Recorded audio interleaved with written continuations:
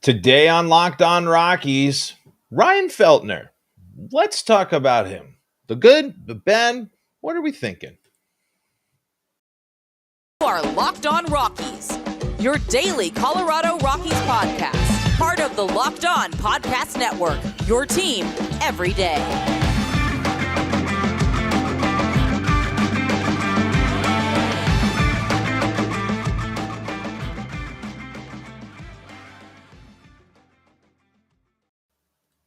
Rock on Rockies fans, welcome into the Locked On Rockies podcast for the 9th day of September, a Friday in the year 2022.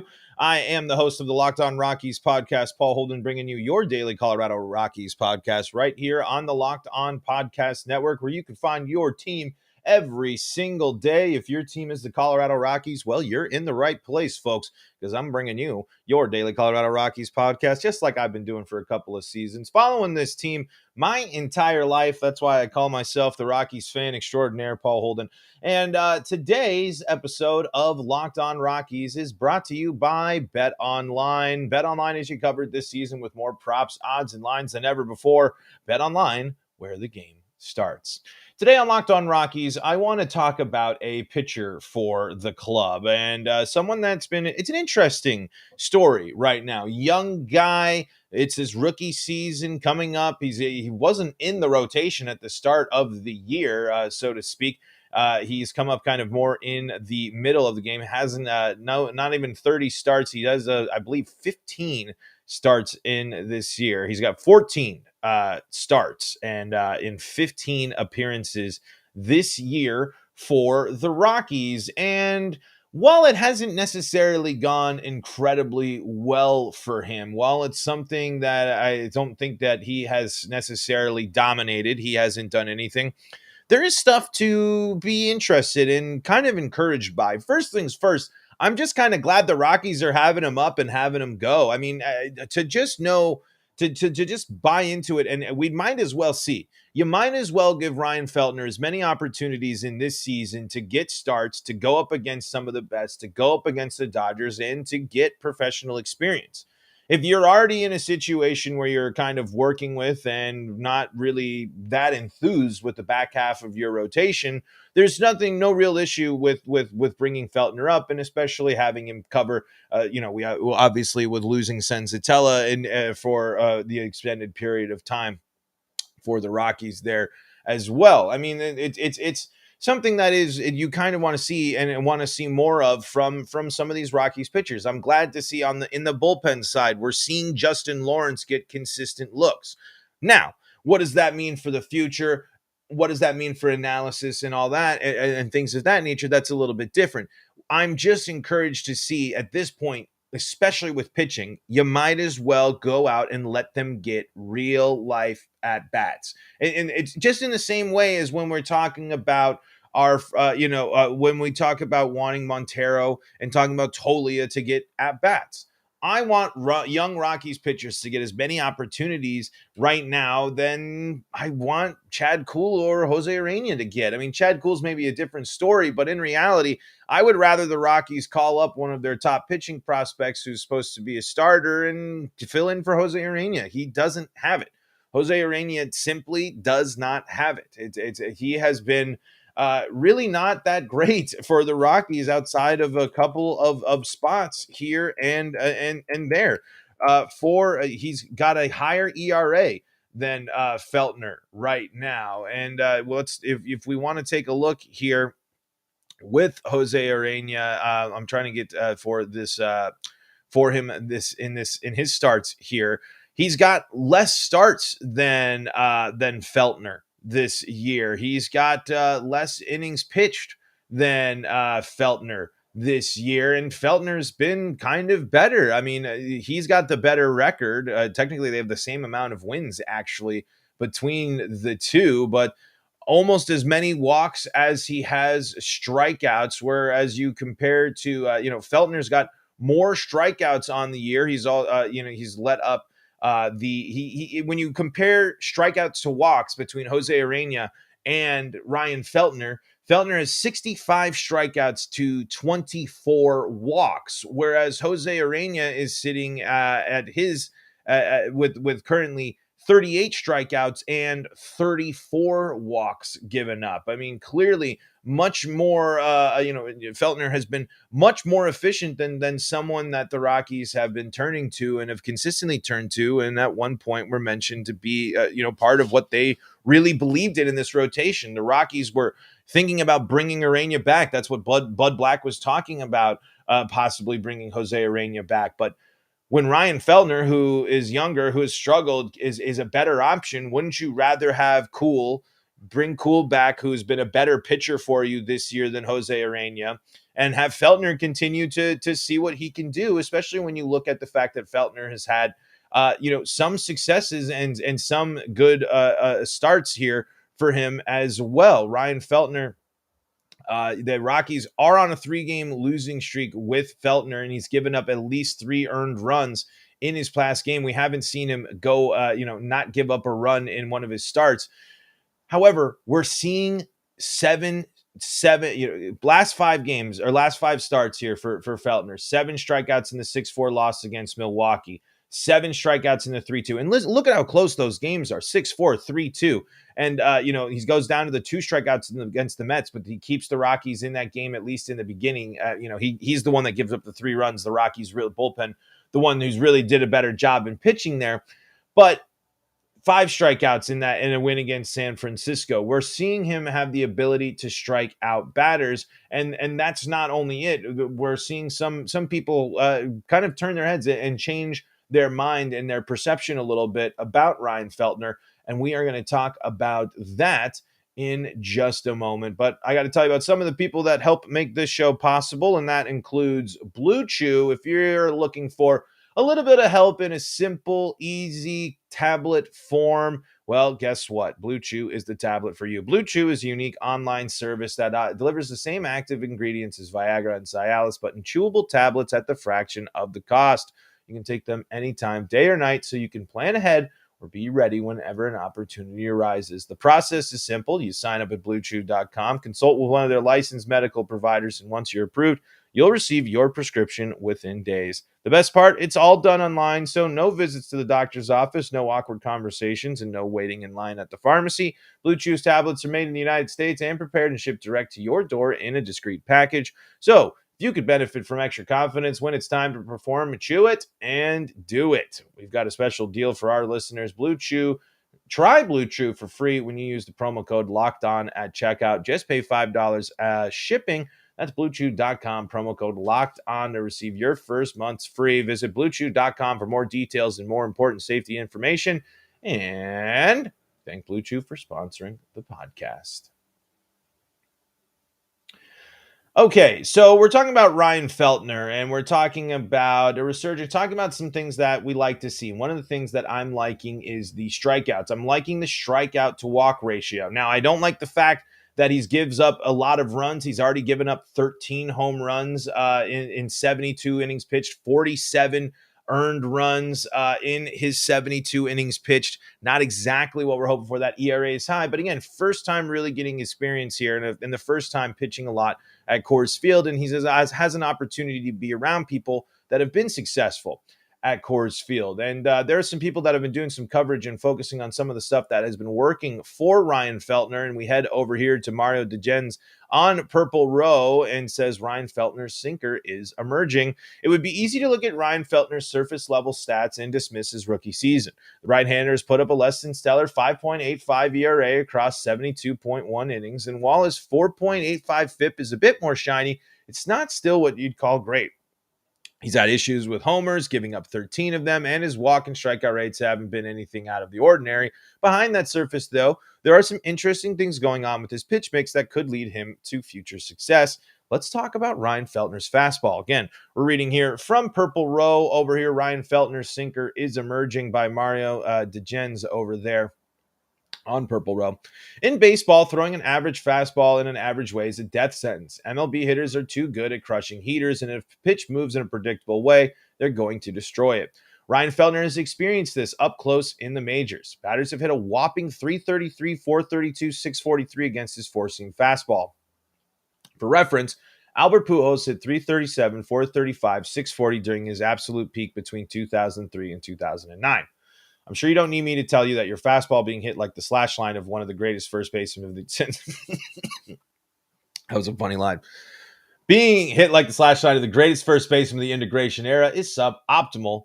Well, what's wrong with it? Well, it's just a very average fastball, even if it might not look like it right away. It's been 94.3 miles per hour on average. And after all, he's gained some velocity this year. Feltner's not a short strider like German Marquez, so his perceived velocity doesn't suffer more than usual. What's the deal, you might be asking? The velocity and extension are virtually average. And like he was saying, the average gets crushed. MLB four-seamers are about 94 miles per hour on average, and Feltner's extension of 6.4 feet is the exact MLB average. Couple that with unremarkable movement, some of that being courtesy of Coors Field, and a pretty conventional release point. Feltner throws slightly less over the top than average, but it's not a big difference, just over half a foot, and you have a recipe for a pitch that's destined to get destroyed. Average velocity plus average extension plus relatively flat shape plus average release point plus Coors plus a lack of sniper-like precision while commanding it equals take a good look. You won't see it for long. That is quite the equation he came up there, Mario. So how does one? So let's see. Let's see. He needs to avoid. There's more about solutions to the fastball, but I want to talk about the sinker. The focus on the sinker. So head over to Purple Row and read more about the solutions to Feltner's fastball if you want to learn more. But I want to focus in on the sinker. Feltner's pitch movement from the catchers. There's a graph about Feltner's pitch movement on Purple Row that you can take a look at there, and it's highlighting the league average movement for the pitch type and Feltner's average movement for the pitch type. This four-seamer is pretty, but from the graph, the four-seamer is pretty flat, but the sinker is a bowling ball sinker. It runs a little bit less than average, as you expect from a Rockies pitcher, given that Coors is the destroyer of horizontal movement, but it also sinks noticeably more. It's not quite Marcus Stroman's sinker in terms of movement, but it's also thrown harder, 93 to 95 miles per hour on average. Plus, there's something interesting going on with this pitch in terms of spin. The concept of seam-shifted wake is very interesting and an important aspect of modern pitch design. There's a long explanation there. Actually, I need to learn more about that. But the short explanation is sometimes, due to how the pitcher releases the ball, the direction of the ball's spin can change as it approaches home plate because of the way the seams interact with the air around them. These deviations in spin direction can generate unexpected movement in a pitch, causing it to behave in a way the batter does not expect. And it is, in fact, very noticeable on sinkers, sliders, and changeups especially. Seam-shifted wake is the secret behind many of the best sinkers in baseball. Ryan Feltner's sinker has that deviation. Think of a clock. His sinker leaves his hand at an angle of roughly 1 o'clock and ends at an angle of 2:15. It's tied for the 12th largest difference in that direction among MLB pitchers with at least 50 sinkers thrown this year. Some of the guys in his ballpark: Marcus Stroman, Kyle Hendricks, Camilo Doval, Michael King, Pablo Lopez, Adam Ottavino, and so on. There's a lot of great sinkers on that list, and pitches that behave in a different manner, different to what the batter expects, have a strong chance to be successful. What I really like about I know that was technical. I know that's a lot of kind of pitcher jargon there. I talked this week about the Rockies having that dominant velocity come and throw the gas at you. But one thing that I do really appreciate and really like watching, especially pitchers that don't have to deal with Coors Field as much, is when you do have a pitch with something a devastating sink, like a sinker or something, or a slider or things of that nature. That would be a nice pitch if Feltner's key is going to be able to use some deception, especially I think because he's been sticking with this average kind of fastball for a long time. If he's going to want to avoid cutting down on home runs and the long ball being giving up, he's going to have to be able to rely on and use something like the sinker and try to develop that pitch a little bit further. Obviously we'd like more velocity on the fastball, but I'd like another thing that I'd like the Rockies to do and focus on and try to use the numbers and try to dive into the science and graphs and all of your other things is to figure out how to get more movement on some pitches at Coors Field as well, even if it's just slight movement, and maybe diving into this the seam wake is what you need to do. Again, we only scratch the surface. That's a term that I'm not even very familiar with, but that's what I'm talking about. When people are diving into and looking into how the seams are interacting with the air around them and what that means for pitches and how pitchers can use that. And you heard the name that he is on the list of when it comes to that release point, that arm angle, and the way that can impact with the seams moving. If Feltner is able to bring deception in there, it's going to be just enough. And hopefully it can be like when Herman was pitching last year, where it's that nice velocity. I mean, Herman, I think, has got a little more uptick on the fastball at some points, not all the time. But that slight little deception where it looks like it's going where the batter wants to go, and then a nice little dip or a nice little slide. Something that I would love to see more from Feltner, because that's the thing. The Rockies got to be better at avoiding barrels. I mean, there's no real flamethrower on the Rockies currently that makes you sit there and say they're going to blow away batters. Kyle Freeland was kind of looking a little bit like that, and him and Herman and some of these pitchers that have been able to have their strikeouts on kind of have that, but I think the Rockies really got to be a team that looks at deception. And I know that's what they try to do with trying to get pitchers, the weak contact, pitching to weak contact. It has a lot to do with deception as well. But interesting notes there about the sinker. So moving forward, what do we think about Ryan Feltner? What should we do or kind of think about Feltner?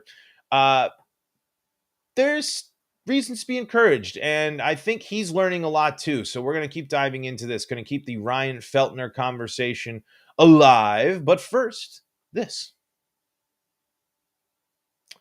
Heading on over here to the Rockies beat by Thomas Harding here. This is his. So let's dive in here. Kind of diving into Feltner and his learning and what he's gone through this season. And this is from September 3rd. So this is from a little bit ago. Obviously, he has pitched since then. They're talking about his next start there with Milwaukee on the 5th. But let's dive in here from Thomas Harding. And great to see you in the live chat here, Eric Harper, as well. Go Rockies and go Purple Row. Absolutely. I agree with you there. Actually, I can't believe I did this. I got to tell you about one of our sponsors here as part of our thing, BetOnline. BetOnline is the place to go if you want to get in on all your live betting and all your information when it comes to pro and college football betting. And the football season is here, folks. You don't want to miss out on all the props, odds, lines, and all the good stuff they have available at BetOnline. And you can find all the latest football league developments, game matchups, news, and podcasts, everything going on at BetOnline. It's your continued source for all your sporting wagering information, including live betting, esports, and scores. And it's the fastest and easiest way to check in on all your favorite sports and events, including Major League Baseball, MMA, boxing, and golf. You can head to the website betonline.net or use your mobile device to learn more about the trends and action at BetOnline. BetOnline, where the game starts. At Rock's Hot Take says, definitely need a strong name in the rotation. If the Rocks spend any money this offseason, it should be on a big name pitcher. I'll even take Mad Bum. I'm good on Mad Bum. I will say that. I think the Rockies do need to be aggressive and try to convince another person to come in here. And really, actually, what I would like to see for the Rockies, I think the first top priority with Rockies pitching this offseason should be getting Lamet back. I think if the Rockies can end up with Lamet on this team and sneak away with that, that's going to be a really nice boost for this Rockies bullpen, especially if Estevez can pitch the way he's with. I'm still not super keen on Carlos Estevez, but I mean, with that increase in velocity that we've seen from Estevez and maybe Estevez not being used as much, I would much rather see the Rockies focus on getting Lamet and not worrying about Colomé and seeing what they can continue to do with the bullpen and then see what they have with the starters. Because when you're looking at the rotation next year, you're going to get Senza back. The Rockies are going to go with Herman. You're going to go with Senza. You're going to go with Kyle. And I really could see I think the Rockies are going to get Cool back. I think the Rockies will do an extension with Chad Cool. Did they? They didn't already do a Chad Cool extension, right? I don't think that they have done anything like that so far this year. Yeah, I'd rather them that, and I could easily see Feltner being back in the rotation there. I just don't know how the Rockies can go out and get an elite pitcher right now. I think that's going to be a tough sell, especially when if you're a pitcher, you look and you say that pitching staff got worse last year. Why would I want to? if I'm someone that needs to go, if I'm someone that needs to go and kind of get better or change something up, do I really want to go to Coors Field and a place where all of the pitchers, including the ones that have had success, have regressed? I'm not so sure about that. But I wanted to dive into one last thing about the Feltner piece here, and you can get the Rockies beat and learn more. A lot of the times you don't want to dive too deep into it, Feltner said. Maybe there's not a reason, and he's just put a pretty good swing on it, but it was on the outer edge, and he's a big guy. Opposite home run field is impressive, and that's in response to Austin Riley's first inning home run there. But good, such as the solid out. But good, such as the solid outing with career high tying 7 strikeouts, are bad, such as homers by Riley and Ronald Acuna Jr., all go into what he hopes is an education, and that makes him an effective rotation member. Feltner discussed his study points. Here are a few of them. Grading pitches. I'll look at every pitch on video and chart my command based on where I was trying to go and where the ball ended up. That way I can formulate where my misses are and try to hone those. I don't put a number on it, but if I know if I'm trying to go up and in, I miss at that location, wherever that may be. Over time, I'll be able to adjust to that. I also go through the scouting report just to make sure how I'm pitching is matching up to how I should be pitching. I talk with Brian Servant about what he saw too. I'll study myself, and Daryl Scott gives me a report after each game of strike percentages and usage. After every start, I look at pitch shapes, the numbers and data to make sure everything is as it should be. I'm tinkering with my slider, and the changeup is a work in progress. I trained at Driveline last year, and part of it was gaining an understanding of pitch movement and what's valuable and what's not. I just don't want to leave any stone unturned. What I really like about that is that he's the studying right now. The numbers aren't great, sure, but the Rockies' overall record, everything with the Rockies isn't great. I'm glad that Feltner is learning. He's taking it. He's looking at every single pitch, every opportunity that he has had at this level. He's studying. He's breaking it down, and he's talking amongst it with his coaches and his teammates there. It's something that brings me confidence, makes me feel better about Feltner, and I like that approach to the game. I like that hunger is there. I like that he's working on pitch development. There's stuff to be encouraged by. There's stuff that makes you feel better about. And again, we're not going to know enough about this year. And kind of with the mentality and the mindset of the Rockies right now, letting Feltner work is the exact way to handle him. And we'll see where it goes. And right now, I'm happy to have Feltner in the rotation over some of the other options that the Rockies might have. A couple of kind words in the live chat here as we get ready to close out. It's an early preview show for our live stream. We're streaming this show on Thursday, but our audio listeners won't get it until Friday. Sorry, you're going to be subscribed to the YouTube, like Eric Harper and at Rock's Hot Takes. This show in particular has made my first Rockies season a much more enjoyable ride rather than experiencing the bad season on your own. And Rock's Hot Takes says, "Welcome to the club, Eric. This is the best Rockies podcast out there." Thank you both so much. That means a lot. I'm really happy to be going through the season with all you Rockies fans and kind of being the fan voice and the fan perspective. And I'm always happy to talk Rocky shop. And I really like that you all pop into the live chat and kind of talk to me about what your thoughts are in the Rockies, what you thought, and I can kind of get the pulse of what you out there, because I know the people that are checking out this podcast are the ones out there watching the Rockies each and every day. And that's what you can do when you follow the Locked On Rockies podcast, is you can get daily Rockies talk here. And thank you again so much to everyone tuning in at Rock's Hot Takes, Eric Harper in the live chat. You can subscribe to Locked On Rockies on YouTube and be part of the show. You can follow us on Twitter at LO Rockies and me at Paul Holden 33. Stay up to date with all things Colorado sport with the Locked On Broncos, Locked On Avalanche, and Locked On Nuggets podcast. And if you want more baseball action, check out the Locked On MLB podcast for your second listen of the day. Hey, remember, your subscription, your like, your review, all that stuff is a massive help here at the Locked On Rockies podcast. So thank you all so much for tuning in and checking out the show. Enjoy your weekend, folks. We'll be back with more Rockies talk next week. Until next time, I'm Paul Holden saying